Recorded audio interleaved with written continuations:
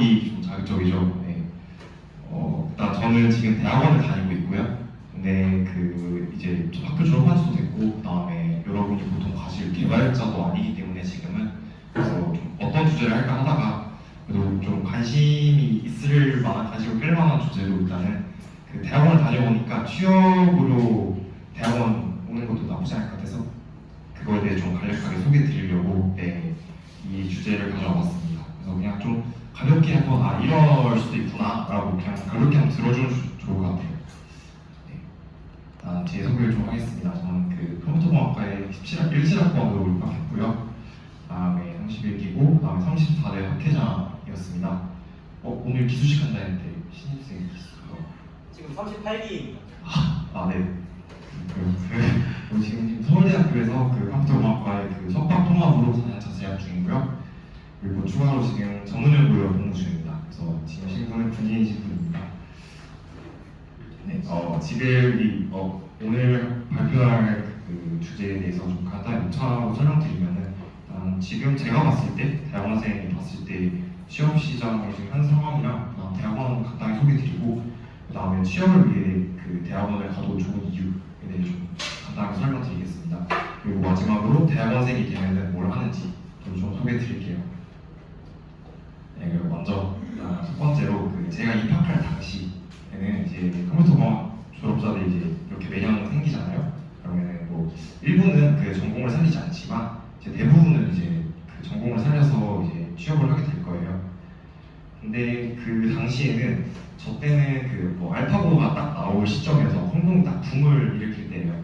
그때여서 굉장히 많은 항공 인력을 다들 필요했습니다. 그래서 모든 사람들이 다 취업하기 쉬웠어요. 심지어 부족해서 더 구인난이 오히려 더 심했죠. 네, 그런 상황인데 지금 최근에 이제 앞서 보신 그런 붐일 때 한창 너무 인력을 많이 뽑았어요. 그래서 지금 이제 2024년에는 굉장히 시험 시장이 좁아졌습니다. 그래서 딱 필요한 사람 몇 명만 이렇게 시험을 하게 되죠. 그래서 이 나머지 분들은 이제 또 다시 취업을 또 반복을 해야 되는 그런 상황인데요. 심지어 또 이제 보시면은 컴퓨터 공학은 특히 다른 공대 과목에 비해 굉장히 허들이 낮습니다. 그래서 비전공자들이 굉장히 많이 유입이 되고 있어요. 그러다 보니까 경쟁은 더 심해지고 있죠. 네. 이런 상황에서 이제 또 부트캠프, 호텔, 자소서 면접 이런 준비 맨날 또 해야 되고 그런 반복을 할 바에 저는 대학원으로 취업을 위해서 대학원을 가는 건 어떤지 제안을 드려보려고 합니다. 네. 그래서 일단 대학원에 대해서 기본적으로 좀 알려드릴게요. 그냥 간단하게 말하면 이제 학부에서 좀 여러 과목들 배웠잖아요. 거기서 특정 분야 하나 찍어가지고 공부하고 그 다음에 연구하는 곳이에요. 그래서 대학원생은 좀 대학생이랑 직장인의 좀 경계에 있습니다. 그래서 두 가지 다예요. 대학생처럼 수업 듣고 과제 듣고 하고 시험도 봐요. 그리고 직장인처럼 출근하고 월급도 받습니다. 그래서 대학원 많이 입학하게 되면은 평균 제 2년 동안 열심히 해서 석사가 돼요. 그 다음에 평균 공부를 더 하고 싶다 그러면 이제 5년 더 해서 박사가 됩니다. 근데 이제 제가 아까 제안 드린 대로면 이제 석사만 하고 2년 해서 석사하고 취업을 하면은 좋을 것 같아요. 그리고 또 더 공부하고 싶다 그러면 박사까지 해서 취업을 하거나 아니면 포닥으로 다른 길도 갈 수 있죠. 근데 이제 보통 대학원 하면은 좀 고민을 많이 하게 될 거예요. 되게 꺼려질 것 같습니다. 그래서 그거에 대해 좀 간단하게 소개드리고 그다음에 약간의 해명을 좀 해볼게요. 대학원 하면은 일반적으로 좀 어떤 생각을 할지 하면은 좀 생각해보면 이제 공부가 취미인 사람들이 있다. 예를 들어서 대화보다 코딩이 더 편하다. 그런 사람들이 있고 그다음에 밤낮없이 일해야 된다. 맨날 밤새는 게 일상이다. 교수님 노래를 살아야 된다. 월급도 별로 안 준다. 그렇다고 하는데 제가 지금 대학원 4년 다녔고 그동안 여러 교수를 많이 만나봤어요, 사람들. 그래서 일단 제가 본 입장에서는 제가 경험한 거에서는 일단은 그러니까 아예 틀린 말은 아닌데 좀 과장이 있다라고 좀 생각을 합니다. 그래서 일단은 하나만 짚어보면은 공부가 취미인 사람들이 비교적 많아요. 공부 좋아하는 사람들 많은데 근데 아닌 사람도 많아요. 예를 들어서 학벌이 조금 부족해 보이고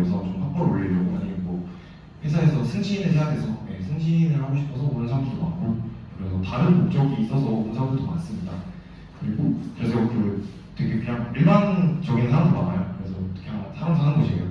그리고 뭐 범람시 일해야 된다. 이거는 뭐그 자기 하기 나름인 것 같아요. 자기가 얼마나 열정을 갖고 빨리 연구 끝내고 싶다. 그러면 밤새서 하는 거고요. 근데 좀 적당히 놀면서 워라밸을 챙기고 싶다. 그러면은 그 밤 안 새도 돼요. 네.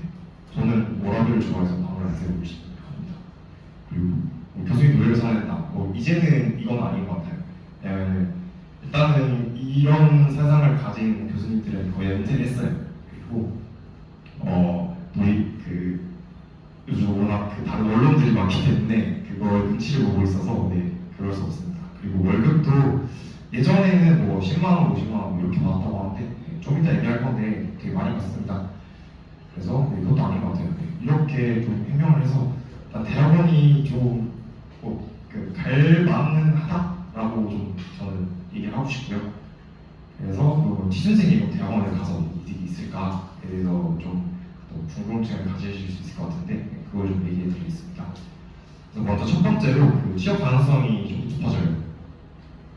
뭐냐면은 이제 그 일단 이건 뻔한 얘기긴 한데 전공 분야에 대한 전문성이 좀 아무리 생기지 않잖아요. 그래서 예를 들어서 컴퓨터공학 전공 학생들이 DB 커리어로 고치는 것들을 주로 하잖아요. 네. 근데 이거는 타전공 학생이나 심지어 AI 것들도 요즘 굉장히 잘하죠.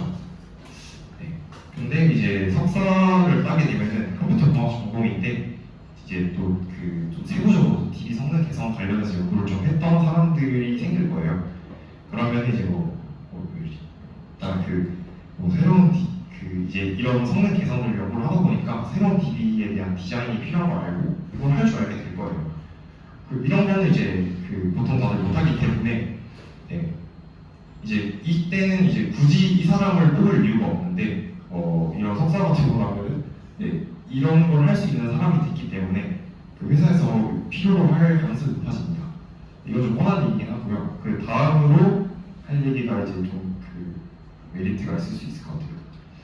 그래서 일단 자각 제도로 하는 게 대학원 가면 잘 돼 있어요. 그래서 졸업 전에 예약으로 취업이 가면 이거 좀 자세히 설명드리면은 좀 좋은 기업들에서는 석박사 인재들을 좀 많이 영입을 미리 하려고 해요. 그래서 그것 때문에 미리 이제 석사나 박사 과정 중에 있는 학생들한테 먼저 이제 우리한테 원래라고 먼저 미리 계약을 걸어놓는 경우가 많아요. 그래서 제가 자기가 석사 과정생이다 그러면은 네이버에 가고 싶으면은 네이버에다가 이제 얘기를 하는 거죠. 그래서 나중에 졸업하고 들어가겠다 이렇게 계약을 맺을 수 있어요. 이게 공식적으로 돼 있는 프로세스이기 때문에 자유롭게 신청해서 하면 돼요. 네. 그러면은 이제 앞서 고민했던 그런 것들이 이 과정이 코테나 적성검사 이런 거를 원래 학부생들이 시험할 때 많이 하잖아요. 근데 여기서는 그냥 거의 간단한 면접 위주로 그냥 끝나요. 그래서 되게 간단하게 시험을 할 수 있습니다. 이게 좀 좋은 것 같고요. 좋은 기업을 배워가면서 시험할 수 있다. 이렇게 다음 두 번째. 이건 근데 지금 앞서 얘기하는 건데 이것들은 전부 취준생 기준으로 비교를 하는 겁니다. 이미 취업을 한 사람들은 해당 사항이 없어요. 일단 그래서 취준생 비에 금전적으로 이익이 있습니다. 일단 컴퓨터공학 연구실은 비율 높은 연봉을 갖고 있습니다. 나라에서 법적으로 대학원생 월급의 상한을 정해놨어요. 석사는 220, 박사는 300 이렇게 다 정해놨는데 항공 관련 연구실들은 돈이 좀 많습니다. 그래서 좀 높은 월급을 받고 있어요. 그래서 항공 석사는 보이는데 박사는 250 이렇게 받고 있는데 지금은 딱히 그렇게 안 많아 보이죠. 원래 기업 가면은 400씩 받고 하니까 되게 안 많아 보이긴 하는데 여기서 이제 산학장학생이 되면은 이제 기업으로 또 장학금을 받습니다. 그래서 만약에 이 박사과정생이 네이버랑 산학장학생이 되셨다 그러면은 매달 이렇게 장학금으로 용돈을 줍니다.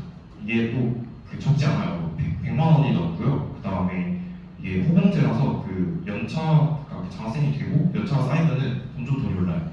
그래서 제가 듣기로 저희 연구실 선배도 200도 받고 있다 이렇게 들었는데 그래서 결론은 취업을 지으면 뭐 월에 300에서 500의 월급을 받을 수 있어요. 그리고 이거는 그냥 추가로 얘기하는 건데 대학원생은 세금이 적습니다. 그래서 세금이 거의 없습니다. 그래가지고 예를 들어서 뭐 취업하신 분들 막 6천만 원 받는다 하면은 세금 떼고 나면 4천밖에 안 나고 그렇거든요. 근데 저희는 이 돈을 거의 그대로 받기 때문에 거의 비슷해요. 그 취업하신 분들 월급이. 네, 그렇다고 볼 수 있고요. 물론 여기서 더 오르진 않죠. 이제 취업하신 분들은 억대까지 갈 수 있지만 그렇습니다. 그 취준하고 있는 사람들에 비해서는 확실히 돈을 벌면서 취업을 준비할 수 있다는 점. 있고요. 그리고 마지막으로 이제 취업 이후 환경도 좀 생각을 해봐야 될 것 같아요. 그래서 그거에 대해서 좀 이점을 설명드리면은 취업 후에 이제 원하는 분야의 업무를 맡을 가능성이 높아요. 예를 들어서 이제 평균 전공의 학사랑 이제 이런 좀 세부적인 석사가 있으면은 그리고 둘 다 취업 성공했어요. 근데 이제 이 업무 부서가 이렇게 세 개로 나뉜다고 해요. 그럼 이제 각자가 원하는 부분이 있을 거 아니에요. 근데 이제 이 학사로 들어오신 이분은 자기의 의지와는 상관없이 결정되는 경우가 좀 더 많아요. 그래서 만약에 이 보안 측에서 좀 부족하다, 팀 인원이 필요하다, 그러면은 얘가 차출이 됩니다. 하지만 이제 석사 같은 경우에는 보통 만약 네이버에 지원하게 되면은 이 팀이랑 매칭이 돼요. 그래서 자기가 원래 잘하던 거, 하고 싶었던 거랑 매칭이 돼서 자기가 하고 싶은 일을 할 수 있는 확률이 높습니다. 그리고 다음으로 이제 저희 이제 또 100세 시대에 기업에서 오래 살아남는 게 또 한 가지 중요한 허브가 될 수 있어요. 그래서 좀 간단하게 이 기업 구조를 설명드리자면은 신입이 있고 중간에 대리, 주임 이런 게 있고 그리고 팀장, 과장 이런 게 있습니다. 그 다음에 이제 임원, 사장 이렇게 있을 텐데요. 학사 같은 경우에는 보통 사원에서 리더 여기까지밖에 갈 수가 없어요. 그렇기 때문에 처음에 사원이 이렇게 8명 들어왔어도 중간에 이제 여기서 자기랑 좀 안 맞는다 해서 나갈 수도 있고 성과가 없어서 나갈 수도 있고 이렇게 굉장히 리더까지 가기가 어렵습니다. 근데 가지 못하면은 퇴직을 해야 될 확률이 높아요. 그러니까 오랫동안 회사를 다니기 어려울 수 있습니다. 한 40대 중반부터 고민을 해야 돼요. 근데 이제 이건 박사 기준인데 석사는 한 요즘부터 시작할 거예요. 근데 박사는 과장학교 거기부터 시작한다고 들었거든요. 근데 여기서 오래 살아남을 수 있어요. 그래서 여기 오래 살아남다가 또 잘 풀리면은 임원, 사장 할 수도 있고 그렇습니다. 그래서 회사에 이직을 하면 하는데 오래 남고 싶으면은 또 오래 남을 수 있어요. 그래서 원하는 업무를 오랫동안 할 수 있다라고 좀 할 수 있고요. 이렇게 총 3가지 좀 설명드렸고 정리를 하자면은 학사에서 석사가 됐어요. 그러면은 이제 전공에 대한 전문 분야를 가질 수 있고요. 그리고 좀 미약하지만 돈도 벌 수 있고 그다음에 취업하고 이제 긍정적인 미래가 있습니다. 이런 이유 때문에 취업으로 대학원이 좀 나쁘지 않다고 좀 생각을 해요. 그래서 대학원생이 되면 뭘 하는지 좀 간단하게 소개하고 마칠게요. 대학원생이 되면 일단 먼저 연구를 해야 됩니다. 연구는 그냥 별거 없고 이제 문제점을 찾아서 그냥 해결 방법 찾고 그다음에 구현해서 이걸 결과로 바꾸면 됩니다. 그래서 추가적으로 연구를 필요하다 싶으면 다시 또 이 사이클을 도는 거예요. 그리고 문제 해결법이랑 문제랑 해결법에 따라서 연구원 구성이 다른 경험들을 할 수 있어요. 혼자 연구를 할 수도 있고 연구실 내부 사람들이랑 많이 할 수 있어요. 그래서 자기가 이걸 못 찾는다고 해도 연구실 사람들이랑 같이 의논해서 하면 되니까 충분히 졸업하는 데 문제가 없습니다. 그리고 추가적으로 이제 기업이랑도 같이 협업을 해볼 수도 있어요. 경험을 쌓을 수 있고요. 그래서 논문을 발표를 하고 그다음에 이 논문이 이제 여러 다른 논문에 인용이 되면서 이제 자신의 가치를 높일 수 있습니다. 다음으로 기업 과제를 해야 됩니다. 왜냐하면은 아까 말씀드렸지만 월급이 다 이런 과제에서 돈이 나와요. 그래서 기업이 돈을 주는 거기 때문에 기업이랑 협업을 해야지 연구 재정이 좋아지고 월급이 오릅니다. 그래서 그거에 대해서 간단하게 그냥 프로세스를 설명드리면은 이제 기업에서 과제나 과제 같은 걸 좀 공모하고 요청을 해요. 그러면은 저희가 이제 제안서를 써요. 그러고 그다음에 이제 이걸 제안을 하면은 싶으면 이제 계약을 합니다. 그 다음에 이제 그 아까 봤던 그런 연구를 하고 그 연구를 하는 동안 그 필요한 그 돈이나 장비를 기업에서 내줍니다. 네. 그리고 그 최종적으로 논문이나 이런 특허 프로그램 등을 만들 수 있어요. 네. 이렇게 그 연구 대학원을 가면은 이렇게 실적을 내기 때문에 좀 그 다른 뭐 부트캠프나 이런 데서 냈던 실적과 좀 차별화된 실적을 만들 수 있어요. 네. 그래서 근데 이제 기업 과제를 하게 되면 이런 제안서나 뭐 이런 작업들이 추가적으로 들기 때문에 좀 귀찮긴 합니다. 네. 그 다음에 마지막으로 학업입니다. 대학원생이 공부해야죠. 전공 수업도 간단히 설명드리면은 대학교에서 배운 과목을 좀 더 심화해서 배웁니다. 여기도 컴퓨터 구조, 인공지능 이런 거 있잖아요. 거기다 고급이 붙어요. 그리고 시스템, 그 운영체제나 알고리즘 수업 있잖아요. 여기서 조금 더 깊게 그냥 실시간에 대한 운영체제, 그리고 알고리즘, 유전 알고리즘에 대한 것만 좀 부분적으로 이렇게 세부적으로 배웁니다. 그리고 다음으로 이제 아무래도 대학원생은 연구를 해야 되기 때문에 그 학업에 대한 부담이 적어야 하고요. 그래서 공부하기 싫었던 사람들도 그냥 얻어도 상관없습니다. 대학교가 그래서 한 학기에 최대 12학점만 들으면 되고요. 그리고 3년 동안 이제 60학점, 그 석사 같은 경우는 24학점만 들으면 돼요. 네, 8과목만 들으면 돼서, 그리고 교양 과목도 없습니다. 마지막으로 세미나 조교 활동도 해야 되는데요. 세미나는 그냥 간단하게 말하면 그냥 그 최신 연구들 그 같이 소개하는 시간을 가져요.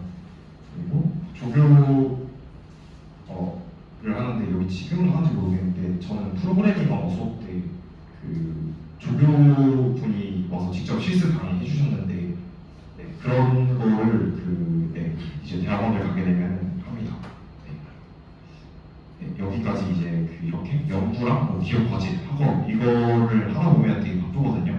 그래서 2년 되게 훅 가요. 네, 그러고 나면은 앞서 보신 것처럼 취업을 할 수 있습니다. 어느새 그냥 취업이 되어 있을 것입니다. 그래서 마지막으로 그냥 이거는 그냥 간단한 건데 혹시 대학원 갈 생각이 있으신 분이 있다면은 전문전 하지 말고 그 현역으로 간다는 거 추천드려요. 네, 현역보다 전문전 지금 6개월밖에 이득이 없어요.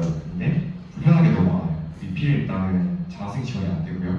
그리고 해외여행 갈 때 교수님 허락도 받아야 되고 이런 불편한 게 많습니다. 그래서 그냥 일단 현역 그냥 좀 갔다 오세요. 그리고 만약에 대학원 진학을 할 건데 취업이 됐다. 그러면은 대학원을 그 학술연수생 신분으로 보는 게 좋아요. 왜냐하면 학술연수생은 뭐냐면은 그 회사에서 좀 핵심 인재로 키우려고 그 내부에서 좀 선발을 해가지고 대학원 보내는 건데요. 이게 왜 좋냐면 그 학술연수생은 그 회사에서 월급을 줘요. 그렇기 때문에 학생보다 훨씬 더 월급도 많이 받고 그 다음에 그 회사에서 했던 복지를 거의 그대로 누리고 있어요.